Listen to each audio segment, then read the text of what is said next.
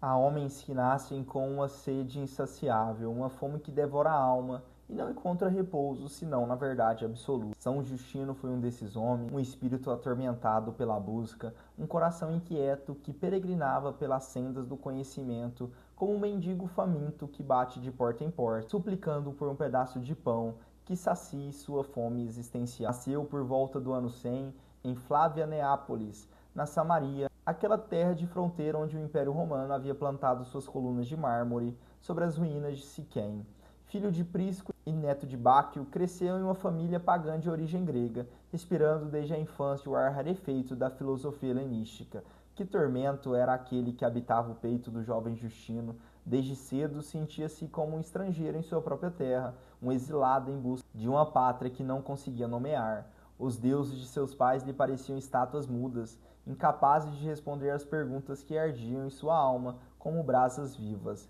Como um Raskolnikov da antiguidade, Justino lançou-se numa peregrinação intelectual pelos caminhos tortuosos da filosofia grega. Primeiro procurou os estoicos, mas que frieza era aquela! O mestre estoico, quando questionado sobre Deus, revelou sua ignorância fundamental. Desiludido, voltou-se para os peripatéticos, mas encontrou apenas mesquinhez. O filósofo aristotélico exigiu-lhe pagamento antes dos ensinamentos, como se a verdade fosse mercadoria. Os pitagóricos o receberam com promessas douradas, música, astronomia, geometria, as chaves do cosmos, mas quando Justino confessou sua ignorância nessas disciplinas preparatórias, foi rejeitado como um mendigo na porta de um palácio.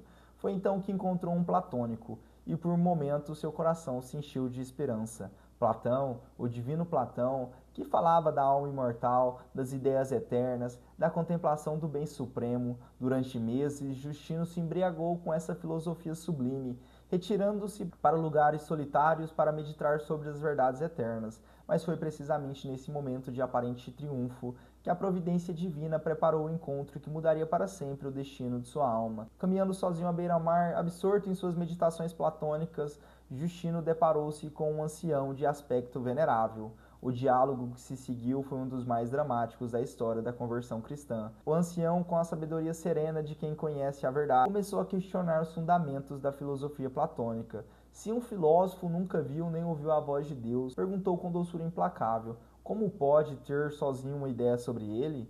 Era a questão fundamental que nenhuma filosofia humana conseguiria responder. Justino sentia-se como um homem que, após anos construindo um palácio de cartas, vê toda a estrutura desmoronar com um sopro de vento. Mas o ancião não veio apenas para destruir, veio para edificar. Direcionou Justino para os profetas hebreus, aqueles homens extraordinários que haviam falado em nome do Deus vivo, anunciando a vinda de seu Filho ao mundo. Eles falaram de Deus e profetizaram sobre a vinda do Filho de Deus ao mundo. Que revelação foi aquela? Justino descobriu que a verdade não era uma conquista da razão humana, mas um dom gratuito de Deus, o Logos eterno. Aquela razão divina que os filósofos gregos haviam pressentido, mas nunca conseguido alcançar, havia se feito carne e habitado entre nós. Por volta do ano 130, em Éfeso, concebeu o batismo cristão, mergulhando nas águas regeneradoras como um homem que, após longa sede no deserto, finalmente encontra uma fonte de água viva. O filósofo pagão tornou-se o primeiro grande apologista cristão, o homem que ousou defender a fé diante do próprio Império Romano. Não abandonou a filosofia, transfigurou-a. O cristianismo, descobriu ele, era a única filosofia segura e proveitosa. Estabeleceu-se em Roma e ali fundou uma escola onde ensinava gratuitamente a nova religião. Suas duas apologias, dirigidas aos imperadores, são monumentos da inteligência cristã. Com a precisão de um advogado e a paixão de um profeta, desmontou uma a uma as acusações contra os cristãos. Sua teoria das sementes do verbo foi uma intuição genial. Todo homem participa do Logos divino e carrega em si uma centelha da verdade. Por isso, tudo o que os filósofos pagãos disseram de bom e verdadeiro pertencia de direito aos cristãos. Mas como toda vida autenticamente cristã, a Justino estava destinada ao martírio. O confronto com o filósofo cínico crescente foi fatal, e Justino, junto com 6 companheiros, foi levado diante do tribunal romano. O diálogo com o prefeito rústico revela toda a grandeza daquele homem extraordinário. Quando questionado sobre sua profissão, respondeu: durante meus primeiros 30 anos me dediquei a estudar filosofia, história e literatura. Mas quando conheci a doutrina de Jesus Cristo, me dediquei por completo a tratar de convencer outros de que o cristianismo é a melhor religião. Louco deve estar para seguir semelhante religião, sendo você tão sábio, replicou o magistrado.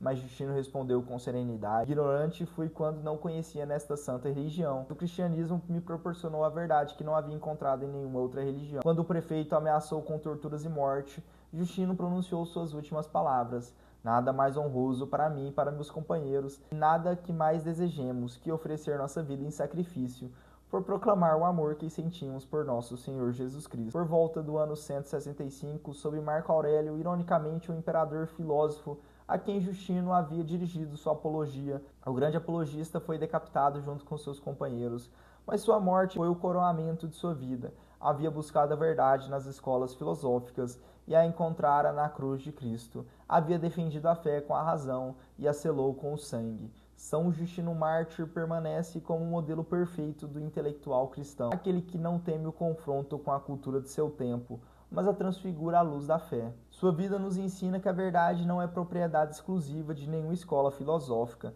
mas dom gratuito de Deus, e sua morte nos lembra que a verdade vale mais que a própria vida, pois quem morre pela verdade conquista a vida eterna. Que São Justino Mártir rogue por nós, em nome do Pai, do Filho e do Espírito.